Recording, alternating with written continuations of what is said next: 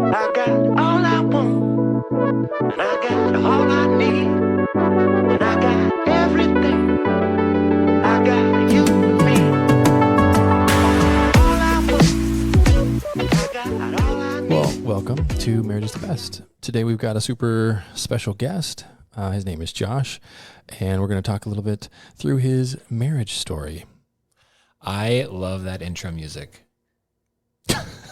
Of all the things I wanted to say on your podcast, I wanted to say how much I love the intro music. Wait. I don't want your podcast to start. I love it so much. I'm like, no, let the song keep playing, Peter. Are you talking about My Little Ditty, or are you talking about the All I Want? Yeah, the All I Want. Isn't one, it so good? It's such a good song. I found it for free. But I do feel like you turn it down at a really great spot. Like you're listening to it, you're enjoying it, the groove is going, and then it fades away, and you're like, okay, all right, fine, that was enough. Do you know what I did in order to get that? The timing of it? Please tell me. So I measured Joe Rogan's intro music to exactly how long he lets that play. The snare and the Joe Rogan and all that stuff. Yeah. And then I was just like, all right, 15 seconds is the acceptable amount for the and that's just how it went. Can we even say Joe Rogan on the podcast here? Like, do you have to own rights or anything like that? It's like the Super Bowl. You have to call it the game. Like the fact that I just said Super Bowl could get you in trouble. Right. If you say podcast, people just assume it's Joe Rogan anyway. So. That's true. Yeah, that one bald guy. The Podfather. Yeah, the Podfather. I was watching a YouTube short of Kill Tony, and there was love it. There was a impersonator. What do you call that when you're playing another character? Oh, like he's impersonator will do. Sure. Yeah. He was impersonating Joe Rogan. So he comes out with like a bag of elk meat, and he like throws some elk meat in and he's got this like little mini archery, like a bow and arrow, and with like the cartoon sticky end. He shoots that off, and then he's just, this is so good. Oh, that's awesome. It was all physical. He didn't like really say anything. He just did all of the things that everyone may or may not think of when they think of Joe Rogan. Some people are incredibly gifted at seeing things and recreating them visually, and sometimes people do it auditorily, and sometimes people just really stink at acting. And so that's why I'm sitting here today, really. All of the above. Oh, boy. All right. So I wanted to have you on specifically because I think that you have a very unique story to tell as it relates to your very first marriage. And so I think to start, I was hoping to kind of understand, what did the beginning of kind of that intro look like? What did it look like to meet this, your first wife? And Spoiler alert. Do you remember that initial meeting and how you guys kind of started to get to know one another? Yeah, we met at a very difficult time in both of our lives. We were both in some pretty major transition, kind of that stereotypical college kid that comes back home and hasn't really quite figured things out yet, even though they went off and did the thing. And we met at a camp counselor, actually. It was a lot of fun that first summer that we met. And throughout the course of our courtship or dating, I'm kind of using those interchangeably, we had a lot of moments where people that we respected, gave us some caution, some red flags, some like, hey, maybe think about this. And we didn't really listen. We were pretty headstrong. We were pretty determined. And I was under the belief, and I still am under this same belief, that it kind of doesn't matter. What really matters is your commitment to the person.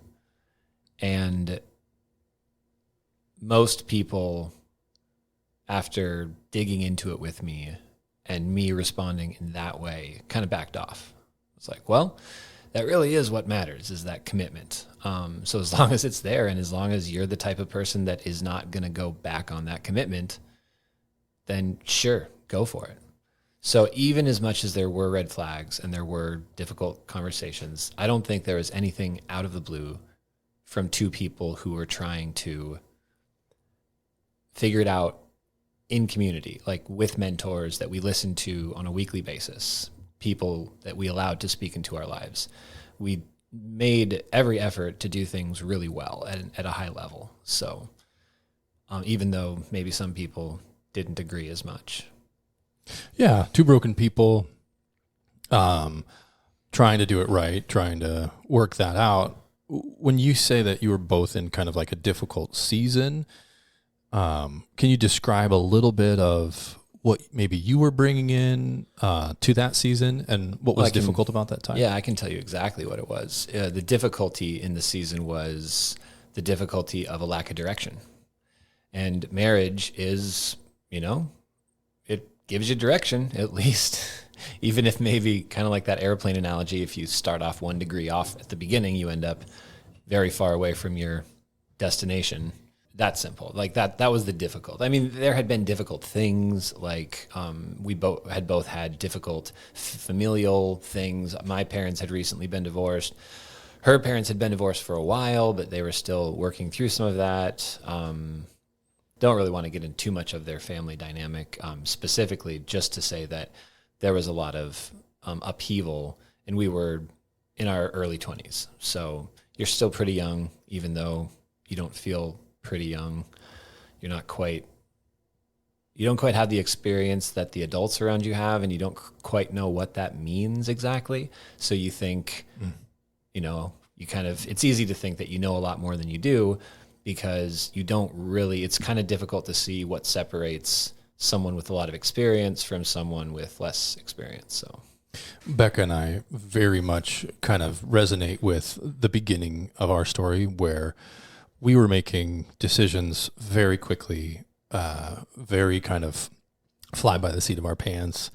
And I think our whole kind of launching was looked at by many people as very quick. And I think we had a similar, maybe not specific conversations, but a similar kind of tone to some of the conversations that, hey, this is a little intense, just how some of that went.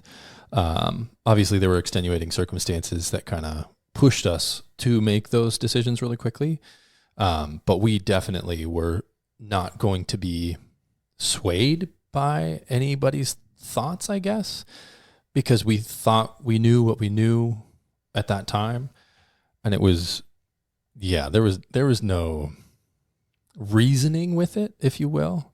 Well, when you grow up like we did, you grow up with a lot of principles, and your early attempts to act those principles out are,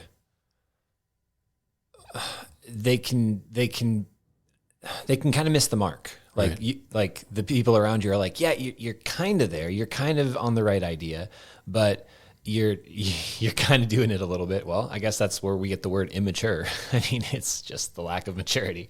So you are immature in your maturity. Like, you try to do the right things. You try to go about it the right way, and you're trying to apply all the principles you've been taught for your whole life.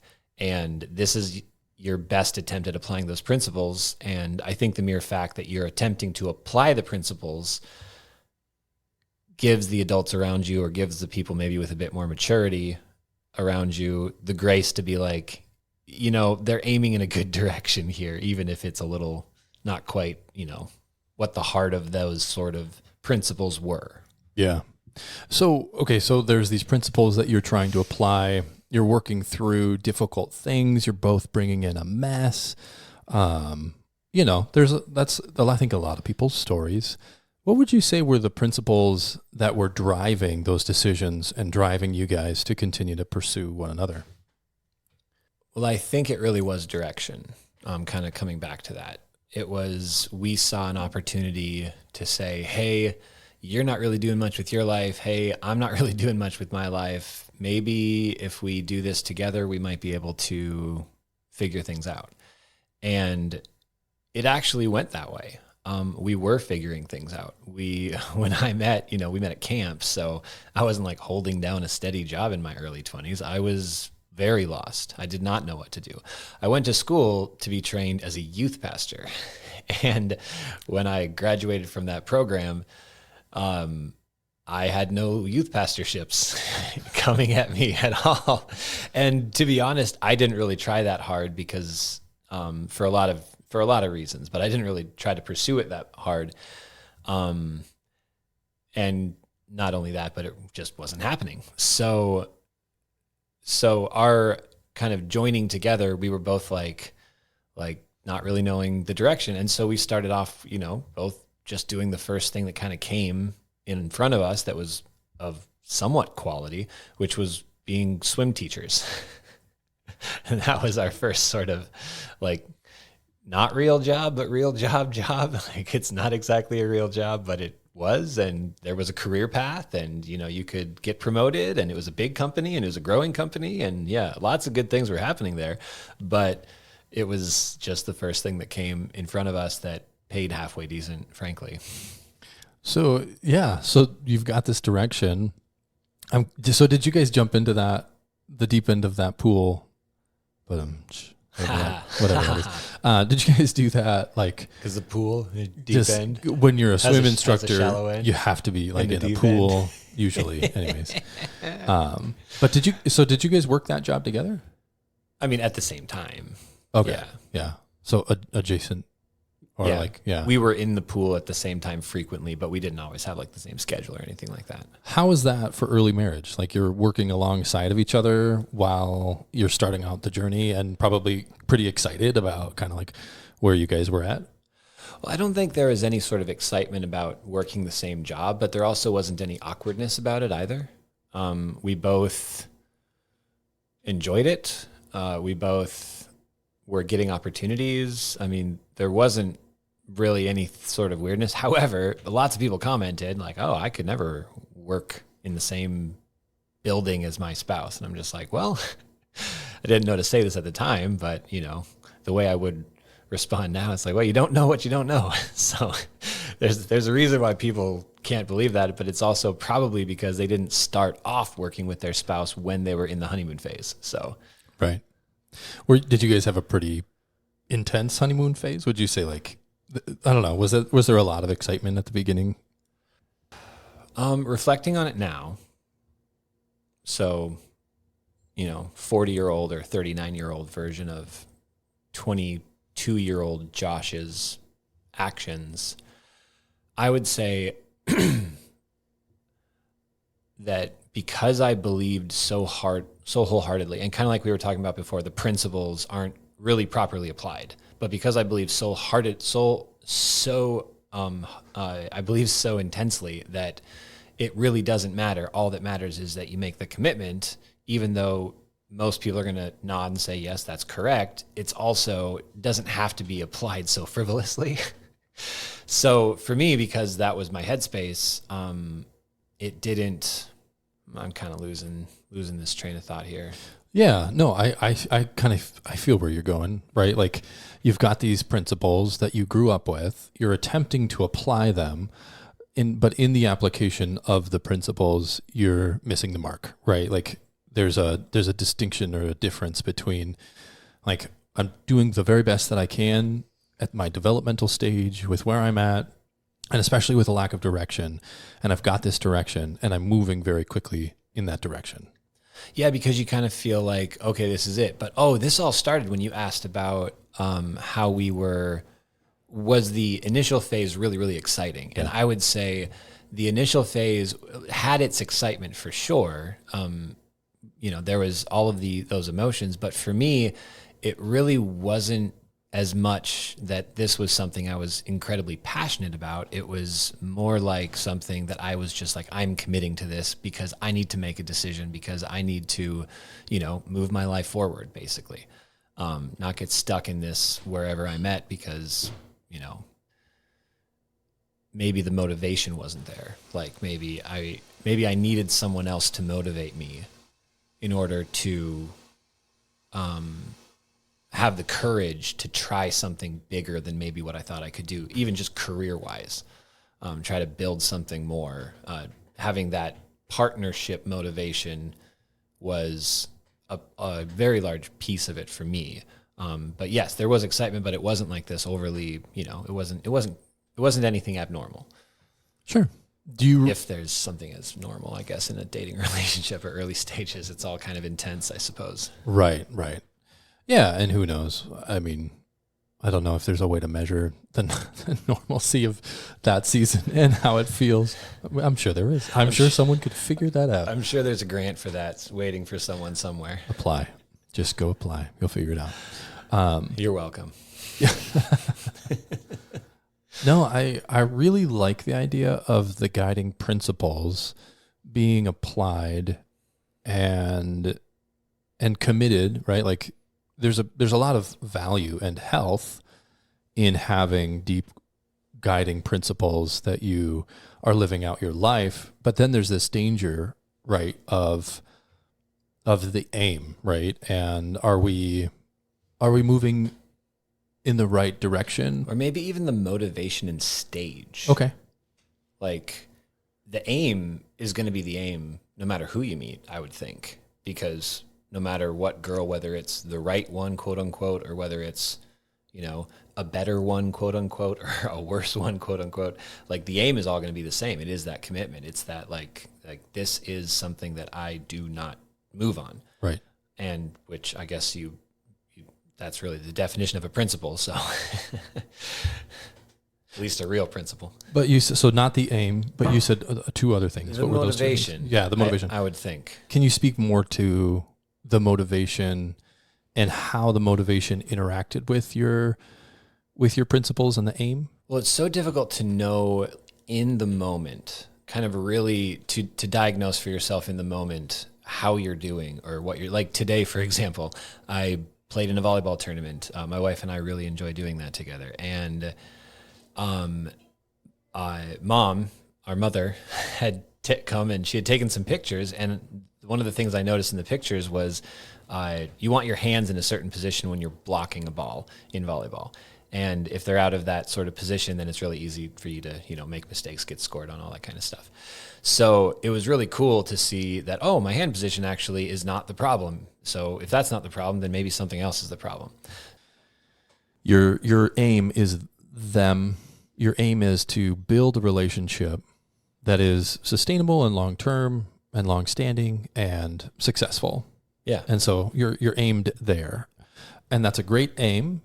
And if you have principles to go along with that, principles being, faithfulness and, your values that you're both kind of bringing into the picture. Some might call them vows. The values. Values. That's good. Thank you. Thank you. That's probably on a previous episode I didn't listen to. You know what? Most things are on previous episodes you didn't listen to. I've listened to at least 6, okay? At least 6, if not more. I was teasing you. So memorable. No, it's actually been really good. So many. In all honesty, Peter, listening to you do this. Joe Rogan doesn't allow people to compliment them. I'm not complimenting you. So don't you dare even try to compliment me. I was actually just going to compliment the microphone selection. They're very good. Oh, go. I misinterpreted that very, very. I missed the mark. The aim was way off. Well, I think that the microphone does a really nice job. So good. Yeah, it does. It's a Rodecaster. Anyways, so we're connecting the idea sponsor me. Aim and the motivation. So give me a window into little Josh's motivation driven by principle to choose this person and have a clear direction. Yeah, I remember what the analogy was for. It was to attempt to describe how in the moment, like when you're in something, you don't necessarily know exactly how well you're doing. Like the volleyball analogy. Like I can't really look and see from an outside perspective if my hands are in the right spot. I can feel it. I can, if it's working, obviously that's a good sign. But when you're in it, obviously it's very difficult to diagnose these things. So I'm probably going to overemphasize that too much just because anyone who might be listening who's a little bit younger, I just wouldn't want to communicate to them like woulda, coulda, shoulda. Like you should have known this. You would have known this if you had just done something different, because that is just, it's worthless. Yeah, it's not helpful. It doesn't move anything forward. So So all this to say, in hindsight, it's a lot easier to diagnose these things. And I think that's also a very important part of, growing, is to look back and analyze things, like try to think about what worked, what didn't work. Were you actually acting out your values, which lots of people out there, including one of my favorite guys, Jordan Peterson, talks about how if you're acting in accordance with your values, then you're a much healthier person. You're going to be much more satisfied, and all the different metrics for happiness or joy, or I know those aren't interchangeable, but yeah, you're on the right track. Yeah. You can't really, you're not going to go as far or like go too far astray when you're acting in accordance with your values. Yeah. And so we're in this early marriage stage. You guys are working together, working hard work. Oh yeah, absolutely. Okay. Yeah. That's always been a value, is working hard. That's sort of like, this is what we do. So describe the quality of your connection in this early phase of the relationship as you move from camp counselors into married people and into working married people. What's the connection like in these first few years? Well, it really did help, I would say, working in the same, building. I think that really helped with our aim and motivation. I mean, getting together really did give us a direction. Even if it ended up being that one of the parties in the relationship wasn't as thrilled with the eventual direction, we started off very much on the same page, and working together helped with that, because, we'd have our little whiteboard up in the kitchen, and on the whiteboard was all of our debts, and on the whiteboard was our plan and how much was, we were doing that snowball effect. If you haven't heard of Dave Ramsey's snowball debt paying thing, and you're listening to Peter, then that means I definitely missed some previous episodes, because he's totally talked about it before. So we had that up like in our whiteboards. So we would come home and we would see it, and every week we would change the whiteboard and we would say we're this much closer to our goals. And so there was a lot of really great principles and things we were working for. We ended up moving into another apartment and then moved out of that apartment to save some money. So we lived with her dad for a little bit, for a year, and we saved up to buy a house, and we had that money ready to save up to buy a house. And that kind of leads us to the decision to go to Florida to pursue the pastor stuff that I kind of put on hold at that point in time. Where were you at this point in time? Sorry, clarify that. Oh, just question. Like, where were you living? So we went from like St. Paul, Frogtown. That was an interesting one, to New Brighton, Minnesota, to like Centerville area, Minnesota, kind of Lino Lakes area. Cool. And that's where we lived with her dad to save money to buy a house. And so during those years, and that was a good like 2 to 3 years that all happened over the course of 2 to 3 years. We ended up getting promoted at our jobs and, moving to different locations. So she was actually working primarily at a different location, and I was working primarily at another location. So things were moving in a good direction.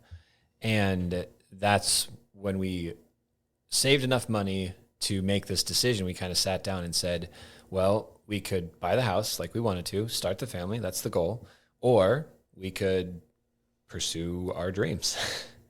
And for me, that was ministry, and she wanted to support me in that.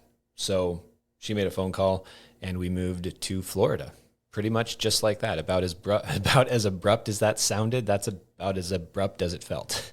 Say that 10 times fast. About as abrupt. I'll have to go back and practice. Or just cut that out. No. I'm practicing so that I can say it at least 10 times very quickly. But so when I asked you about connection, you went immediately to, had very much like a clarity of purpose. Yeah. And we had a clarity of like the whiteboard. Yeah. So when you're working really diligently, when you're working together, like pulling together in the same direction, there's this wonderful, there's this wonderful connection that comes as a result of having a shared goal, shared vision, shared work. Yeah. Becca and I recently, we did a 6-week stint out of the house because we had a very, very clear shared goal. And in order to get prepared for that, we hadn't necessarily had that clarity in the months prior. And so all of a sudden there was this like pull that we both were feeling in the same direction. And it's such a beautiful thing to like flow into rhythm and then bounce, we're working really diligently on the same team in the same direction. And all of a sudden it's like, oh, this feels really good. It's amazing what happens when you have like a deadline of a motivator. Like that's the only time I've ever been successful in exercising is when I've put a deadline on the calendar, whether it was volleyball or a Tough Mudder event or a CrossFit, whatever games event. Sure. Like that had to be looming in the background. And even then I still would wait till like a month before I actually started taking it seriously. Can you speak to your emotional, spiritual, or other related connection in the early season? Because you had clarity of vision and purpose and action. Were you feeling close? Were you feeling good about the relationship, about the interactions, the day-to-day, the conflict, etc.? Yes. One of my, how would I say it? It's not exactly a term of endearment, but it was at the same time. I would frequently say she is a spitfire, to say that she's very aggressive, honestly. And that was, fun for a while, but it starts to make you appreciate people who are kind, because spitfire isn't always gentle. And so when you get around people who are gentle after experiencing that for a long period of time, you're like, oh, gentleness is actually kind of important. Goodness, kindness, like that's actually really important. I was listening, someone was quoting a famous British person, and they were saying that this was in a book series I'm reading, Wheel of Time, where the comment is made by a wise person that she didn't say the niceties, but we'll call it the niceties. The niceties are the lubricant of everyday life. And I thought that was really cool. So you start to appreciate those niceties when they're not there for a long time. And it's like, aggressive and fun and all of those like more, intense, emotional experiences, as opposed to the calm, gentle kindness that can come from that I wasn't exactly getting at home at that point in time. Right. And so there's like was that a personality kind of coming out? Is there like just kind of an intensity to the personality and a lot of hurt? She had a lot of very not good experiences growing up. You can get into all sorts of, it wasn't good. There was a lot of really just not good things. And brokenness, a lot of brokenness. And so I think that in part it's personality, but I also think in part it is the consequence of having to fight for your own existence. Mm-hmm. And that is, so there's a lot of grace that I got for that. Yeah. And so I gave a lot of grace for that, because I was like, no, this is my decision. This is what we're doing. It wasn't even a thought in my mind. Just like, unless you're fasting, like eating isn't really a thought. You're just like, most of the time you're just like, I just need something, especially if you're busy. If you're not busy, then you have the luxury of choosing your foods better. But I don't think anybody's not busy. I agree. I think everybody's busy, and some people still choose their foods better. Hey, good on you. Hey, yes. Just keep it in your mouth. Just invite me over for dinner when you're having something delicious, please. I want to be your friend, please. That was one of the best things about going over to my mentor's house in college was they would cook these amazing meals. His wife is an incredible cook. And so going over there, even just like once in a blue moon, was so wonderful. Yeah. Well, moving kind of forward in time on this theme that we've landed on, that wasn't planned, by the way. This theme was landed on in real time of that commitment and that choice and how motivations matter and how you don't know what you don't know and how it's important to later on in life go back and process, things you could have done better, things you could have done worse, things you did do good. I think that that's a super undervalued exercise. I'm in sales, and by the nature of being on a sales team, you do get to hear frequently the things you're doing wrong. And I think my boss is actually fantastic. If he ever hears that, I don't think he ever will. But he's not in this particular stratosphere of the thinking. reach of this podcast. I think you're just underestimating You know it what? right now. You're That's right. What you're doing. This is going to come back, and I'm going to have a very awkward conversation with him someday in the future. Very. 6 years from now, this is going to be a very awkward conversation. It's going to be great. Anyways, I actually really, but by the nature of it being sales, it is very. It can be very like, this is what you're doing wrong. This is what you didn't do in my context, appointment. You didn't do this. You didn't do this. So there's that focus. But if you're always only ever focusing on the things that you're doing wrong to get better at, and you never ask the question, hey, why did they buy? In my context, why did this work? Something good happened here. Like, you met the need, you communicated clearly. Like, can you break down like 2 or 3 things that you actually did correctly that you should keep doing? I think that's just as valuable as going back and think of things that you could have done better, is to go back and give yourself a break and think about things that you also think about things you did correctly in those moments, and then give yourself a little bit of grace and say, hey, that's actually maybe not too bad, younger Josh or younger Peter. Like, considering what you were going through, you did pretty darn good there. Like, good job, buddy. Like, keep doing more of that. Yeah. I actually use that a lot in counseling and like helping people to reframe, or even there's like a term of reparenting where you're addressing your younger self to coach them and let them know that it was okay. Like, it was okay that you missed the mark here, or it wasn't okay that they missed the mark there, right? Like, it wasn't okay that your dad did that, or, you weren't seen here, and I see you, little self, right? Like, and it's a really powerful tool that you use when someone has these deep wounds that they're carrying that really negatively affect their ability to see themselves and see themselves clearly and give themselves not the credit they deserve, but the value, right? Like, the value that they deserve. Because oftentimes, right back there, the person that was supposed to describe their value for them didn't, right? They were broken in themselves. And so it's very difficult for people to find that value without going back and saying, hey, you were valuable. Yeah. So I appreciated your answer surrounding the connection, because there was connection, right? Like, there was passion and intensity, and but in the connection there's kind of this brokenness that was from the past that was brought in, and it left off some of the more gentle, kind, compassionate, like, types of connection. Would you say it that way? That was more like we kind of hinted at earlier, a bit more nature, nurture, personality, sort of attribute that more to that, Sure. Like nature, nurture, personality.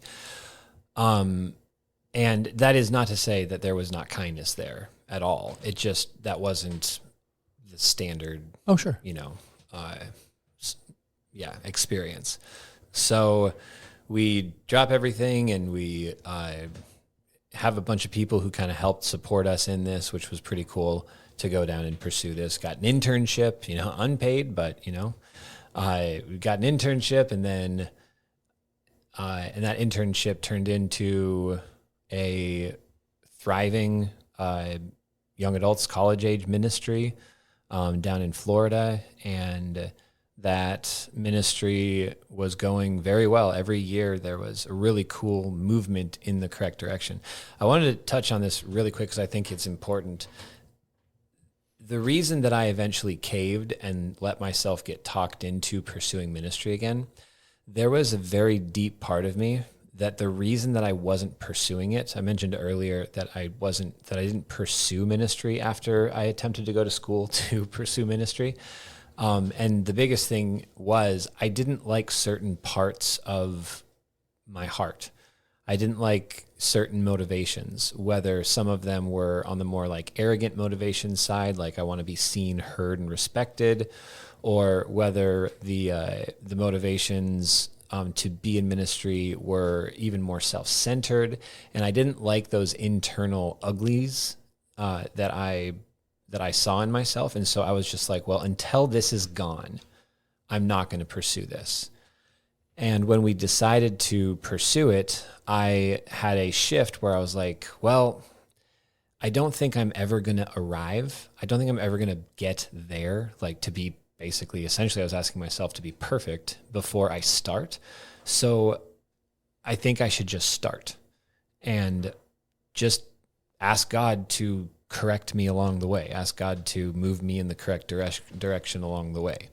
So, and that's what I did. And it was actually working, both on the internal experience of watching God kind of prune me in different ways, or for maybe audience members who are not religious, you could just say that there were things inside of myself that I didn't like, because I knew that if those were allowed to grow in a thriving, nonprofit context, those are the sorts of things that could eventually destroy that nonprofit that I was starting. So for people who have faith, I say I was a college pastor. For people who don't have faith, I say I ran a nonprofit organization where I worked with college kids. And both are true. It was nonprofit, and I did work with college kids, and it wasn't all about Jesus all the time. There was lots of leadership training. There was lots of volunteering work and all that kind of stuff. Was there a togetherness? You kind of alluded to it, but could you speak to the together dynamic of like, we're choosing this together, we're making this massive transition, we're changing careers and tracks and states and all the things. Like, can you speak to like what that was like for you guys? Yeah, my ex-wife was really pushing for me to pursue this because she knew that was so deep in me, because it kept, kind of bubbling out. And so there was definitely a togetherness in it. However, this was the moment in time that I would find out later kind of started a chain reaction that would eventually kind of derail everything that ended up being good about Florida. So, bum, bum, bum. Stay tuned next time. No, I'm just kidding. I probably have that. Let's check. Oh my gosh. That hits the wrong tone. I think this is, anyways, let's move forward. You're so close to being prepared. Jamie, look that up. No, just kidding. Hey, there's no Jamie here. It's just us. You know what I do? What do you do? I'll literally just say, I'll just get it in post. And then I just leave it in the episode. Every time I hit the wrong button, I'll be like, I'll just get it in post. I'll just get it in post. Yeah. Well, yeah, you need to be better prepared for a bum, bum, bum. Not just kidding. So that reminds me. Oh no, not going there. So stay on track. Yeah. Herding cats over here. So yeah, we were on the same page though. It really was. We were on the same page, but the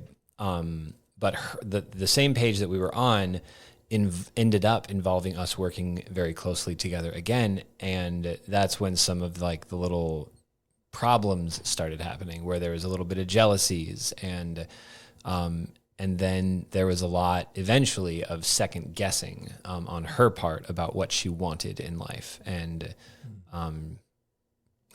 spoiler alert, it wasn't that. So there was a sense in which we were at the time very clearly pointing in the same direction.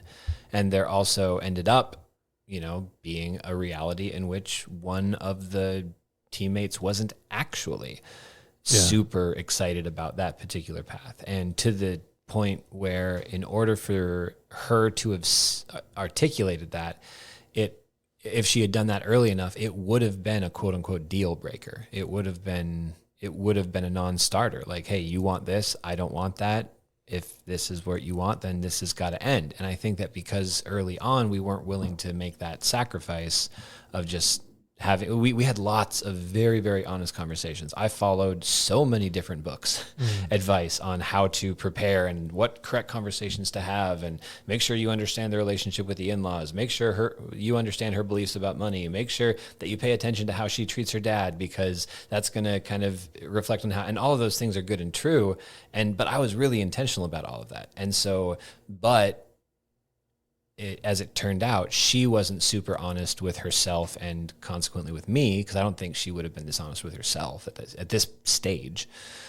She was not really listening to herself to the point where that eventually caused a serious division later on. So yes, we were committed. Yes, we were moving in the same direction. And in that moment, the ship was moving, and we were doing it. We were both her hands and my hands were on the wheel, like pointing in the same direction. We weren't fighting each other. So that did start that way, but it didn't end that way. Where did the breakage start? Like, what happened? Where, if you were to look back and try and pinpoint like a season or a moment or a time that like began the breakage of what happened? Well, there was a moment during this move to Florida where because we had been working so closely together for so long, I went down to Florida first because she had to get some more, her work schedule was just different. So she needed to stick around for work. Anyways, I went down there a month early. And during that time, we had several conversations where we were both like, hey, I love you, but I don't miss you. And during that month that we got to kind of be away from each other, and that was literally the first time we had been away from each other. From the moment we met at camp, then we moved in together against, all probably sound advice. And we, that was not the cause of the demise, as a side note. I think sometimes people overemphasize that. But it wasn't helpful. It didn't move the ball in the right direction. So, it's everything kind of plays a role. So, where were we with that before I got sidetracked there? Oh, just this idea of like, we didn't miss each other. Like we were apart. Oh, that's kind of the first flag. Yeah. So it was the first moment where I was relieved to be away from her, and she felt the same way. And that was obviously, when you're experiencing it, you're just like, hey, we definitely needed a break. So maybe we should, build this into our lives a little bit better than we did in the past. So in the moment, it was like, hey, we learned a lesson. But it turned out it was more of a sign of things to come that were just ended up not being awesome.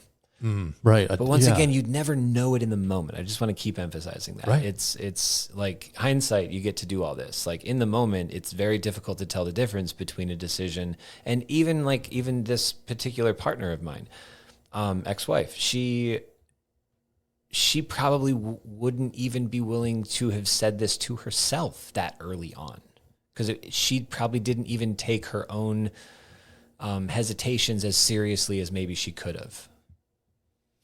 Yeah, it's not like there was some answer in the process that would have caused the train to change courses or tracks, right? Like y'all were on track, doing the best that you could, applying your values, applying your principles, even attempting to serve each other in community, in community with mentors, like people that we were listening to on a regular basis who were helping us, who had been there, done that. So right. like we were trying to do everything correctly. Yeah. Or at least not correctly, that's the wrong word. As wisely as we knew how, we were attempting it. Right. Which loads of mistakes, I think that getting things in order, right? Putting your life in order before, so that your aim is true and the motivation is true and whatnot. I guess correctly just has more of like a finality to it. Sure. It's like there is a correct and incorrect answer here. 2 + 2 is 4, and that is what it is. Whereas in a context like this, when you're talking about life decisions and going back and thinking about them, it's a little bit more like better or worse, or good, better, best almost. Yeah. So there's but you this don't moment, know what's good, what's better, and what's best in the moment. Like you don't have the answer to the question that early on. So you had this moment where you were like, oh, I'm feeling a relief. Do you know what was relieving? what was nice about like that space? Because something about that space you needed. And so at the time, what did you well, you can either say like at the time, what did you describe that as? Or you could say like what it was looking back. You're like, oh, like that's what that was. Sure. Because at the time, we just chalked it up to, we should probably build this into our lives. It's like, hey, lesson learned. We thought lesson learned. But what it actually was a relief from a pressure that I was putting on myself to make something work that was, in all honesty, more difficult to make work than it should have been, if that makes sense. We were in the process of being married, and we knew, well, we had an idea of what that entailed because, we told each other what it entailed on the day of our wedding in the form of our vows. So these are our agreements. This is what we're going to do. We're going to tell everyone this is what we're going to do, so we're held accountable. So you're going to have to bring me back again. My ADD is kicking in. Oh, no, you're good. My ADD kicked in. Sweet. All right. Untimely ADD kicking in. We were talking about the back, the relief that was felt. You were trying to do this difficult and articulate it. Yeah, and articulate it. As you experience, by diagnosing it. Yeah. So in the moment, it was just more difficult than it needed to be. And we didn't know that was more difficult than it needed to be because it was what we chose to do. And that was just unmoving in my mind. Like that was like something that I actually had to sacrifice at one point in time in the relationship, because at one point in time I was getting really jealous. And that jealousy ate me alive. And I remember a very distinct moment. This was back in Minnesota, where I was sitting in the living room. I was doing whatever, practicing the guitar for whatever event I was playing at. And I remember thinking, I just really wish that she was more like this. And God stopped me right there. Or my conscience stopped me for non-religious viewers. Something about that didn't resonate with my own self, however you want to say it. But I would say that God was like, hey, that's wrong. That's not correct. Go back to the correct and correct thing. You need to be this change that you wish that you saw. I mean, straight up, Jesus quoting Gandhi. I wonder who said it first. You need to actually be this change. So it is incorrect to think and say, I really wished my partner would be different in X, Y, or Z. That's for the Canadian viewers who are, hopefully there's a couple. And they say Z weird. I don't know. And they're angry at me right now for saying that. This is funny. Playing with people in the future and from afar. That's hilarious. So you get to do so many things. This is my first time on this particular medium for anyone who's listening. So what were we? We're going to bring me back here. You're good. There's this difficulty you're working through, and you were talking about the moment when you were on the couch and you were thinking, I wish that she was just more like this. And then there was an immediate conviction of that thought. Like, no. You're not going to change this person. Like, you have to be that change. You have to do it differently. Yeah. And I think I was going backwards to set that up for what ended up happening, kind of, if we're catching up to the story, where in Florida, she was realizing that this wasn't what she wanted. And I was realizing, the jealousy part, that's where we were at. So I had been very jealous, and I had went through this season, and that was actually a part of it. I really wish she was more like this. And so in that moment, it was a really cool moment for me personally. It turned out to be kind of an Achilles heel in the long run, but in the moment, it was really cool. It was an important moment because I actually let it go. Like I genuinely can look you in the eye and say, it was gone. I was not jealous anymore. It went away. And to my detriment in the future, because I also ended up becoming blind to seeing what was right in front of my face in the future. But in the meantime, it was a huge victory. In the beginning, it was a huge victory in my own heart, like, I'm not going to do this anymore. And I didn't. And it was really cool because, you know, how difficult it is to say you're not going to do something and then you actually don't do it. That's a kind of a big deal. People celebrate that. There's a whole organization for it. Right. Celebrating your milestones. I mean, that's literally what that is. Like, hey, you did it today. Good job, man. You should do it again tomorrow. Okay. I want to take a whack at that. And then I want you to correct anything that you hear that you don't like or you think is wrong. So there's this jealousy. I was thinking, I'm projecting that the jealousy was some sort of like you saw an interaction or something going on. It was in response to some behaviors I was seeing. Yeah. So then that sparked your jealousy, and then that was uncomfortable. And in that moment, you were convicted of your jealousy. Like, hey, you got to check yourself. So you did check yourself to the point of removing jealousy from your responses.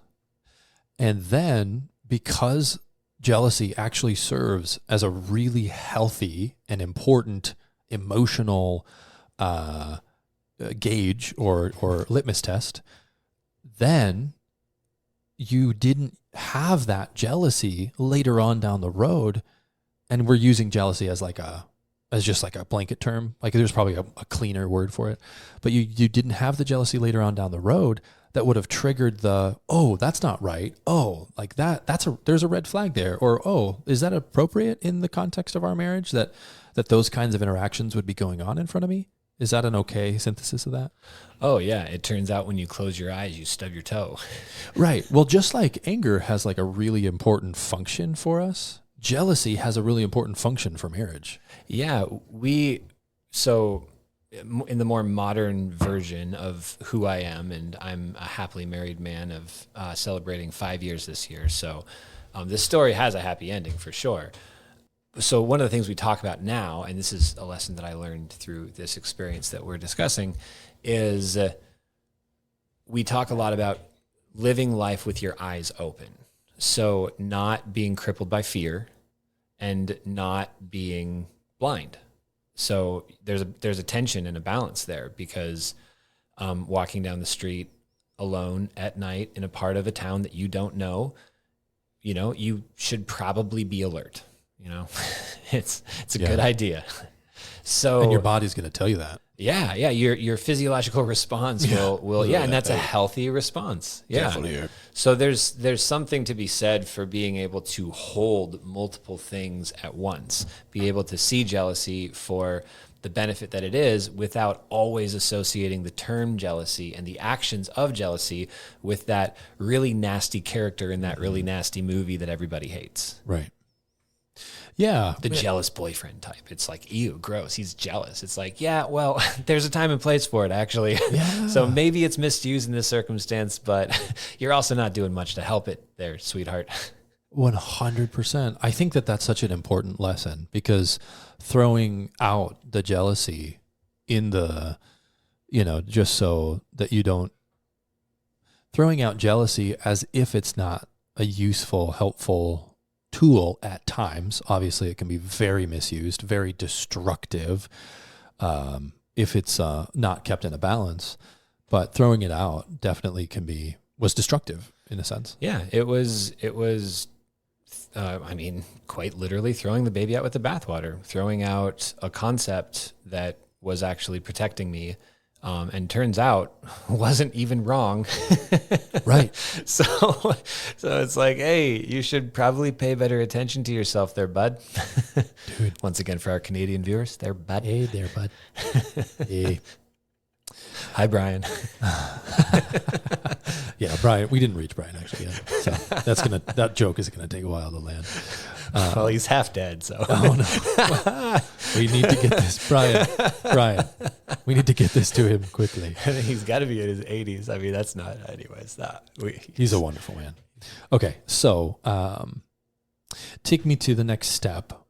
We talked about the initial kind of where you were recognizing the brokenness early on, and there was a bit of a cascade.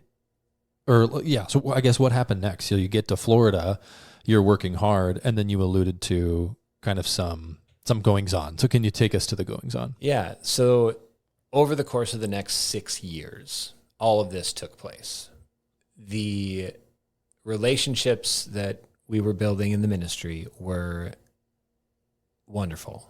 The growth of the organization was awesome, and things were really moving in a very positive direction. I was being asked to do more and more cool things, and it was very fun. That was happening at the same time where in that type of a occupational field, you don't make a ton of money. So I always felt, hey, I need to work, and I did work multiple jobs. I didn't just do ministry. I also was a videographer on the side as well to help to supplement our income. And I would allow, or not allow, that's the wrong word even now. I encouraged my ex-wife to, I encouraged her to go do things like take vacations and have fun and go on flights and do all the things that I couldn't do because I was too busy with the work, and I was too busy with the, with just feeling like I hadn't earned the right to take a vacation, basically. I mean, it was a little self-deprecative in nature, but it was also a little true. We just didn't have a ton of money to go do stuff. You can attest to the fact that the years that I spent in Florida, we didn't really talk to each other and or see each other even over holidays, because I didn't come back for anything because I was so focused on what I was doing, which also turns out was a contributing factor to what during this 6-year period of time started to be the slow destruction of that marriage, which took place when she started going on these vacations. And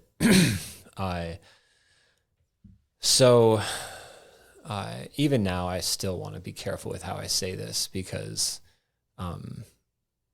there is a very real person who is on the other side of this. And if she were ever to listen to this, I would want her to only feel like, hey, that's actually a really good description. And even though it's his side, I wouldn't argue with too much. So yeah, that's kind of in the back of my mind as I'm talking about this, because I haven't talked about this in a long time. So this is, if it's a little disjointed sometimes, I'm so far removed from it now, with where things are at now. It is interesting to go back and discuss it, but yeah. So anyway, so there was, over that period of time, there was a lot of her going off and doing things, and this culminated 6 years down the line to the ministry is thriving, these opportunities are flowing, and my ex-wife is working in a different occupation, and she's making a little bit more money, and things were actually moving really smoothly. So anyway, this happened. This all culminated on December 1st, I want to say, or something like that. It was like, I just so happened, I didn't record any of the messages that I gave when I was in Florida except for 2. And I just so happened to give my phone to one of my staff members to record, just because I knew I was going to talk about one of my old mentors, and I was going to compliment him a lot, and I wanted to give it to him as a gift.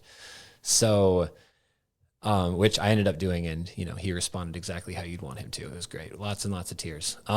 So anyway, but yeah, so she had just come back from a trip, and I had just got done teaching, and I was heading home because I wanted to hang out with her, so I didn't do the after hangout stuff, and she wasn't there, and then I called her, text her, all that kind of stuff, no answer. So I'm like, all right, something's wrong.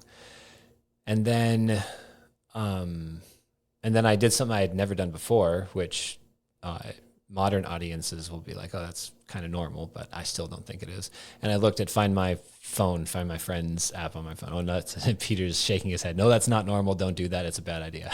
I think so. I don't think it's a good idea. I think that we are a smaller subsection of people who think that that's not necessarily a helpful or healthy practice, but there's obviously benefits, a few schools of thought on it for sure. But you checked it.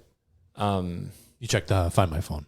Yeah. So I checked. Yeah, I checked Find My Phone. Saw that she was at a house, nearby. And so she had accidentally answered the phone, and I overheard her in a conversation, not a good conversation, a yelling conversation between her and another man who was basically yelling at her to leave me. So overheard that little snippet before she realized the mistake, and or maybe she did it on purpose. Actually, I don't even know. It's possible she felt threatened and wanted, maybe someone to come help if she needed it, which I would have done, obviously. So, or maybe that's not obvious, but anyway, so she calls me back and she's like, "Hey, I got something to tell you." I'm just like, "Okay." And so she drops the bomb, and she says that she had been that she developed a heroin addiction, or fentanyl is the term, but fentanyl is just heroin on steroids. And she had been sleeping with her drug dealer, and that was the gentleman on the other end of the phone.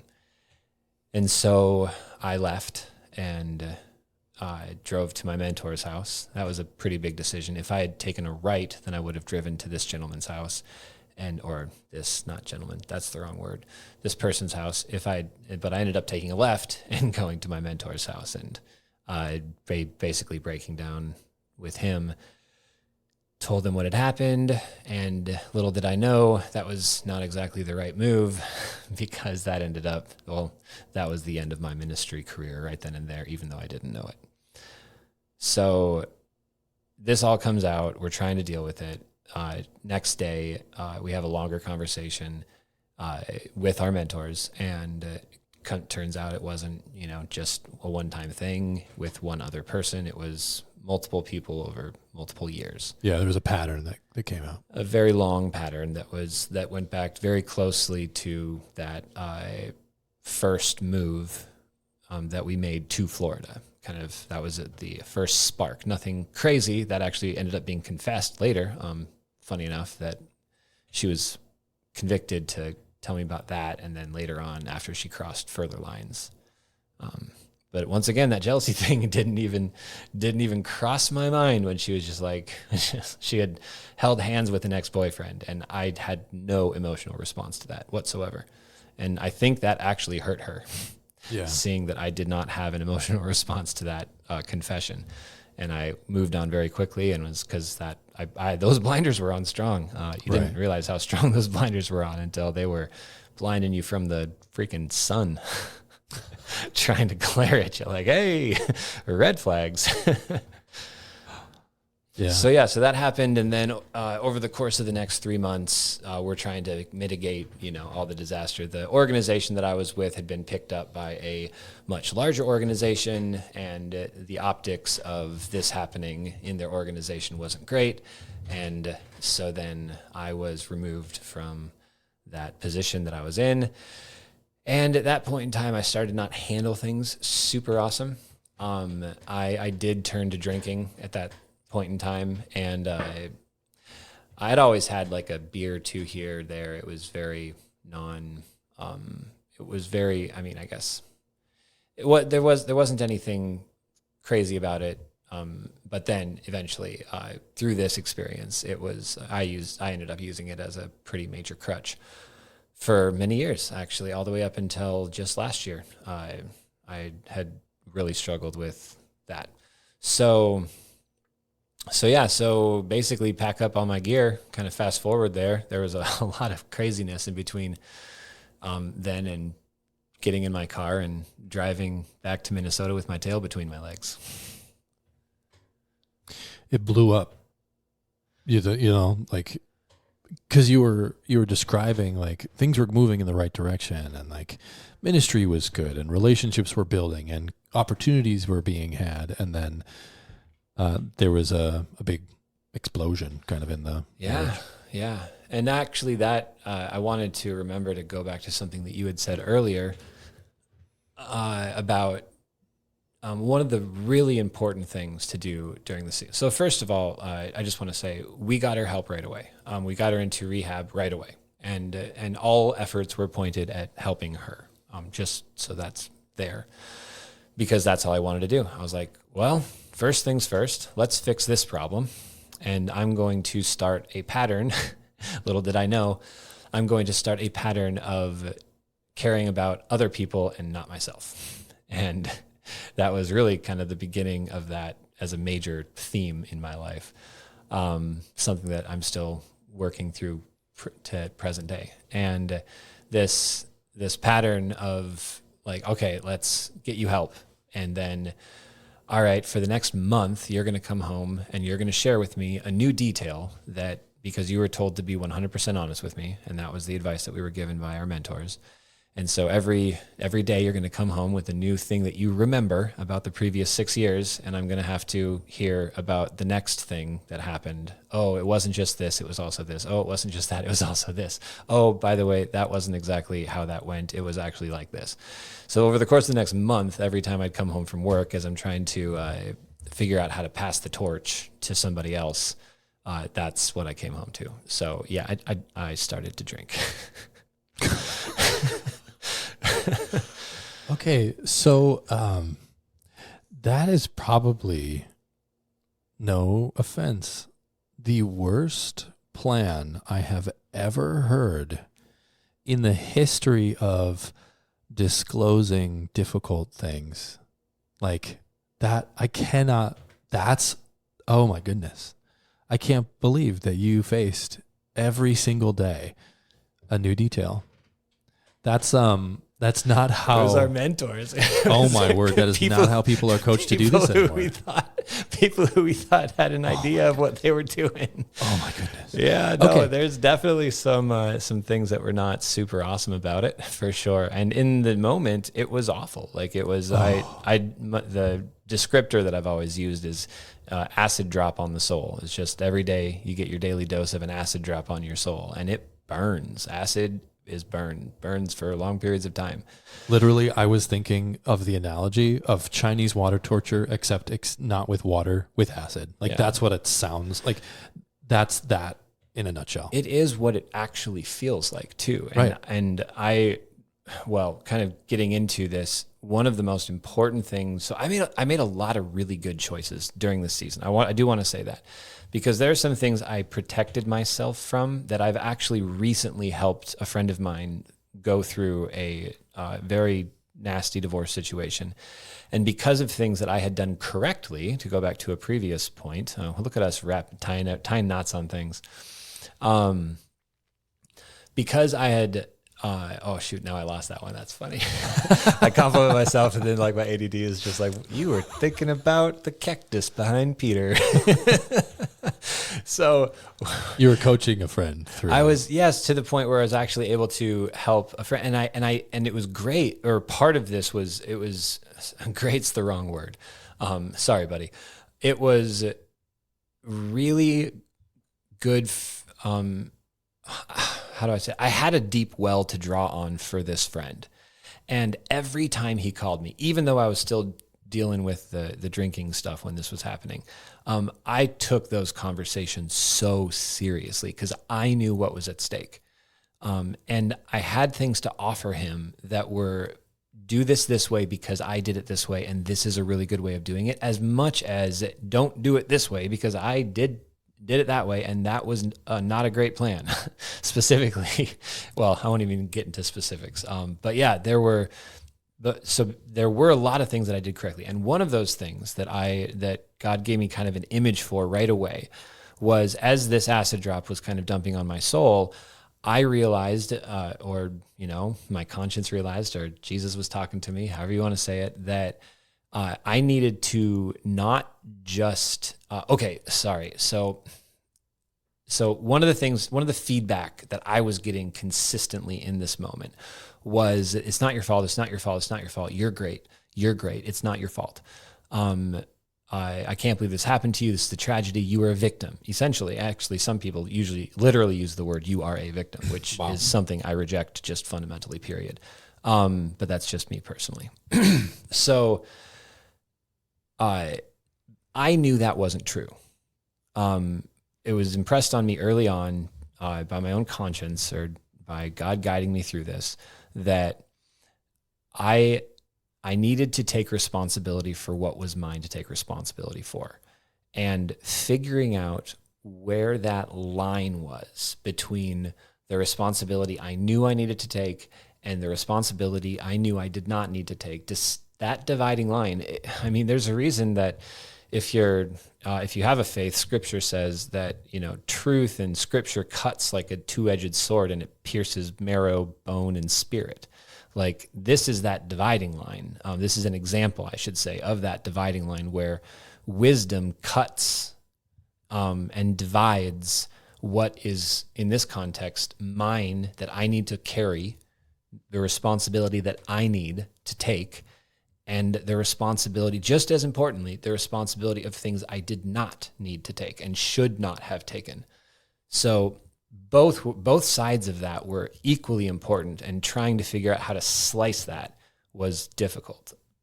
I feel like the microphone currently is starting to get my cotton mouth. Would you mind grabbing me a cup of water, buddy? That was for you, the listener, that I got a cup of water. Just as stuff was getting good, eh?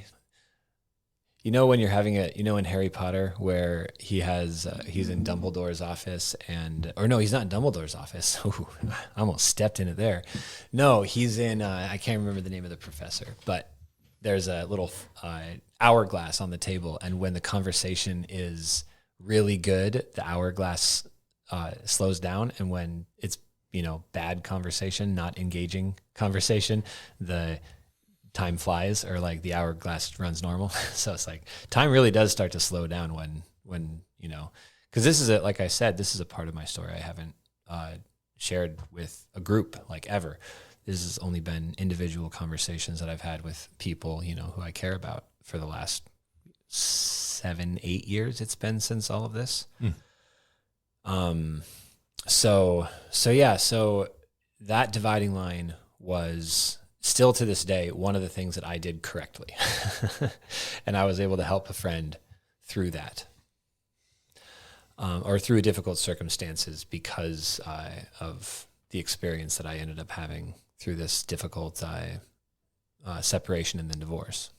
As you were trying to kind of find your responsibility, what were the things that kind of came to the forefront when you were thinking through, like working through all of this brokenness, working through the loss of the job that you were in, the ministry / nonprofit / conscience / thing that nobody would ever be offended by that you were doing, right? Like you lost so much in all of that. On top of that, a bomb was dropped into your world that you were unaware of that wrought destruction on all these levels, emotional and relational and marital, and right. So all of this is happening. And yet you are in this moment called specifically to take responsibility for yours. Like you had this insight. And so what were you finding in that?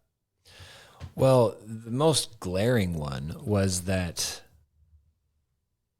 this doesn't just happen. This has got some causes. What exactly those causes are, like that's the tough part. That's the tricky part. But this has got some causes. And so let's figure out what those causes are. And there were some very real things that I did not do very great as a husband. And those are things that it's funny. This friend that I referenced earlier, he since his tragedy, his divorce, had gone out into the dating pool again.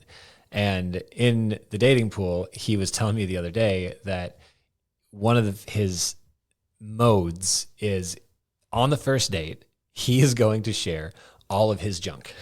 All of it. This is who I am. This is what I struggle with. This is my past. This is my story. Like, because I don't want to waste your time or my time in this. And I did that. I guess maybe I told him about this, but I did that exact same thing after this experience when I got back into the dating pool. Is I would just get real intense real quick. And if you couldn't handle it, then it saved us both some time. It turns out that the person who can handle that turns out to be a pretty great partner to my lovely, beautiful wife, Rochelle. So yeah, it's kind of a funny parallel of, it's not a bad idea to just like be really intentional really quickly. And it's, he's actually dating a great gal. As of this recording, he's dating a great gal who's actually pretty awesome. And, you know, if it works out, awesome. If it doesn't work out, they'll both be great because they're really both great people. So other responsibilities that you found, like as you were searching through your own experience and your own choices within all that? Well, yeah, I mean, there were, and some of the things were very, some of the lessons were pretty personal, like kind of intimate in nature. Like there was some aspects of our intimacy, physical intimacy, that I wasn't awesome at. And I was too ashamed of my own, of that part of my life, for all sorts of reasons. That's an entire series of podcasts at a later date. I've got some thoughts on how we could maybe improve on some of those dialogues as a culture for young people. Spoiler alert, it's not what's happening now.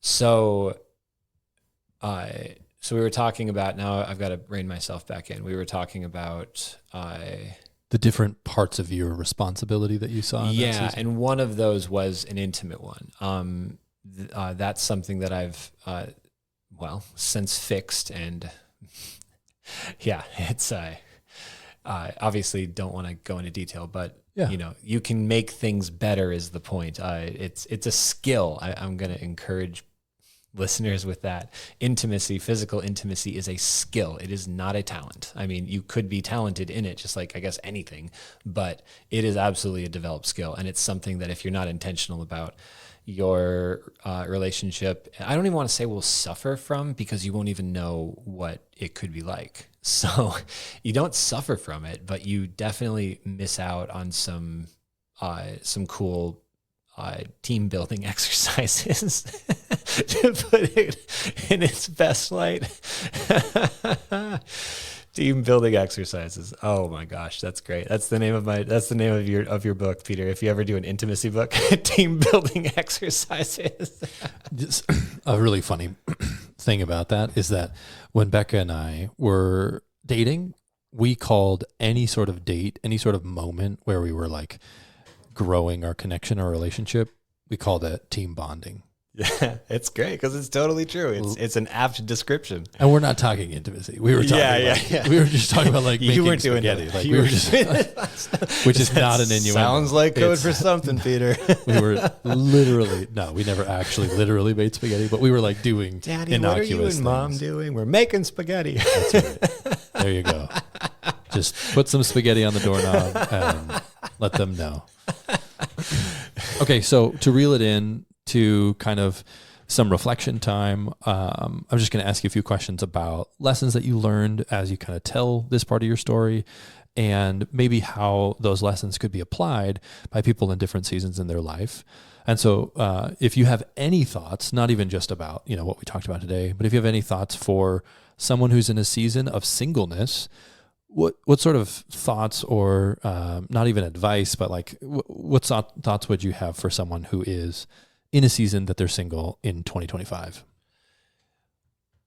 My thoughts are going to be in line with a lot of very popular thinkers out there. And that is just going to be, if you're single, the absolute best thing you can do is work on yourself. Understand who you are to the best of your ability if you're young, and also if you're not young, truly understanding who you are, and also in that, understanding who you are. I wanted to make a distinction, both good and bad. So you have to understand both the good parts of you and the bad parts of you, and you have to be able to articulate them. If you can't articulate aspects of yourself, I would say that's a sign that you don't know yourself as much as you should, or as would be very helpful for you to know yourself if you were to engage in a long-term partnership situation. So if you're single, understanding both your strengths and your flaws, and being able to clearly articulate those things is a huge step in the correct direction. There's all sorts of tropes out there or cliches. One of my favorites is, we accept the love we think we deserve. It's like, if you don't love yourself, if you don't understand yourself, there's another quote from another book called Ender's Game, where he says, in the moment that I truly understand my enemy, that is the moment that I love them. So the more that you can truly understand yourself, the better you're going to be able to love yourself. And consequently, the higher caliber and quality of love you will pursue and choose to accept. So that would be for single stage. What about someone who is actively dating right now? Like they're not like dating, like talking to lots of people, but they're actually like dating someone. Well, first we have to assume the goal. So if the goal is a long-term committed relationship, that is the structure and foundation of, Western culture and society, not to mention it is also the structure and foundation of a healthy and beautiful life in the way that it's articulated in Scripture. Can I completely disagree with you as you're framing that? Oh, yeah. No. Yeah, let's make it spicy. Well, what I would like you to do is, like, just from your perspective, speaking specifically to people who are dating, because it's not in all of that context that you're really speaking into, because I think that you have something to say to people who are dating, and whether you're speaking to someone with a specific set of values or not, I would like to hear your thoughts on what would you say to someone who is dating in 2025?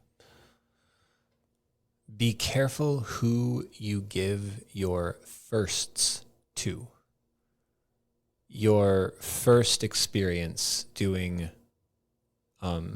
whatever, whether it's physical intimacy or whether it's seeing a movie that you really, really love, or introducing them to a friend. Be careful who you give your firsts to, because firsts are super, super special when you're doing them with someone that you can, that you want to be in a long-term relationship with. If you give those firsts away too quickly and too freely, you do actually miss out on being able to experience those firsts in the same way. There's lots of redemption out there. So if you've given all your firsts away, that's not, it's not a problem. Like it's less optimal, but God can redeem anything. So it's very, very important, and can give you back even aspects of those quote unquote firsts. And once again, I'm not just talking physical intimacy. I'm talking everything from first road trip to first concert to all those sorts of things. And you can experience first with different people but be careful who you give your first to. Go into these potential long-term relationships with the view that your time is valuable, and so is theirs. And one of the things that I would tell every girl that I dated, and I was probably a little extreme in this, and once again, a little extreme, but I would say, as soon as I know this isn't leading to marriage, we're going to be done. Because I'm not going to waste your time, and I'm not going to waste my time. I would tell like at least 4 different girlfriends that over the course of my early dating life before first marriage. I had my eye on the ball in that regard. And, I think that's a gift that I gave myself. Maybe it's possible I missed out on some things because of that mindset, but I don't think so. Awesome. So what would you say to someone, maybe just like a quick comment for someone who's currently engaged? Engaged ain't married. Yeah. Okay. It's not done. Engaged is a cool part, and it's more difficult. If you've waited that long, you've probably made some errors along the way, but it still isn't done. So if that means that just means you want to elope, awesome. Or if that means that you feel like you should back out, totally fine. Whatever that response elicits. But yeah, you're not done. You're not across the finish line. You're still dating. I mean, you're engaged, but you're still dating. So yeah, that's what I would say to that. All right. Can you speak to someone who is currently married? What would you say to someone that's married? I gave a bit of advice to a friend recently when he asked me this exact question. And I said, take her serious. Take the things that she says seriously. Pay attention is another way of saying that exact same thing, but in a more broad light. So, however, I will also say that I have since watched that particular relationship not be super awesome. And I would amend that piece of advice to include pay attention to yourself as well. Like don't just sit there and be a punching bag. You need both. You need both. Yeah. So there's two sides of this, but that I think when I gave that advice, I was more fresh out of this and of this particular story that we're talking about today. And I just knew that I knew I hadn't taken my previous, my ex-wife's words as serious as I should have or could have. Because there were signs, and there are always off-ramps, as a quick side note, in your relationship. In every major life experience that I've had, I can point back to a time before a very bad thing happened that was my fault, or at least in part my fault, and I can point back to moments where there were off-ramps. Like there were opportunities to turn a different direction. So throughout this conversation, because I have a feeling I know where you're going with this, to people who are married or maybe been married for a while, or maybe who are divorced,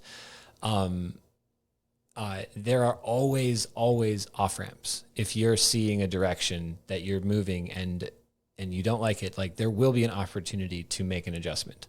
I firmly believe God always gives us opportunities to make adjustments before the final curtain falls. And in this story that we've talked about today, there were lots of off-road or off-ramps throughout this entire story to make things turn out differently. Yeah. If someone was in a season of divorce, what would you want to say to that person? I do feel like a lot of this conversation has been basically that. Speaking to people who are divorced, the different things about dividing.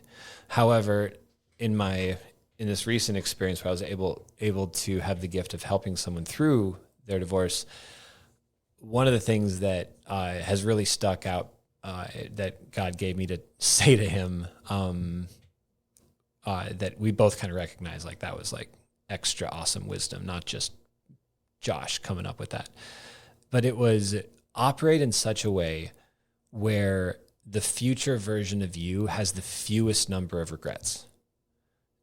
So that means so many different things to so many different people's circumstances, but whatever the decision is that the future you is going to have to do the least work to, recover from, do the one that's the least amount of work to recover from. And don't ever let anybody tell you that you can't make a bad situation worse. You can always make it worse, no matter how bad the situation that you've experienced is. And I could give you stories of people I know. It can always be worse.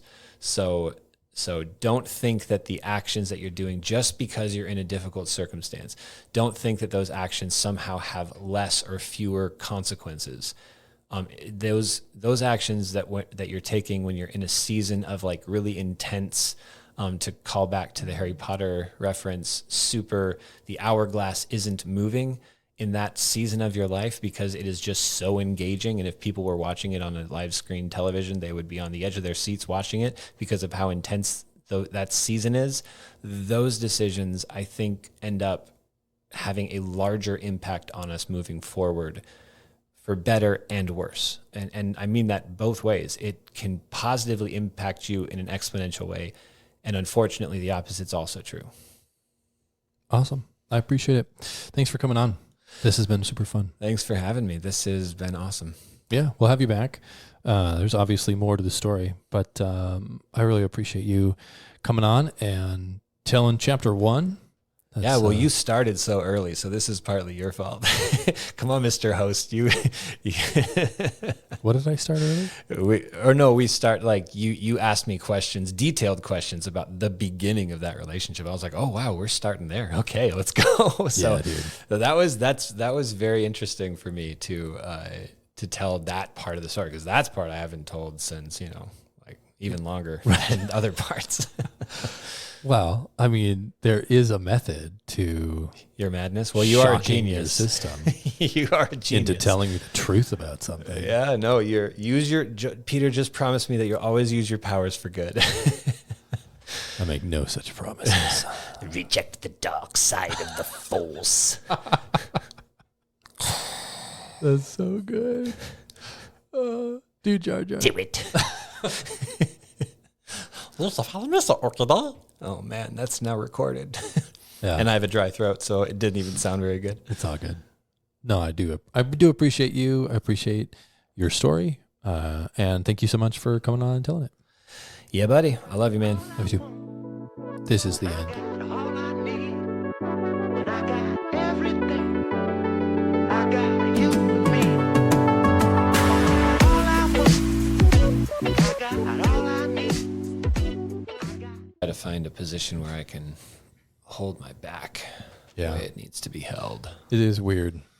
Getting old. If you want, we can like throw something under the microphone, so it's just like a little higher, so that you can sit straighter. It's not going to help. I'm pretty straight right now. Okay, you're straight and you're hitting at your mic. Yeah. All right. All right. Cool beans.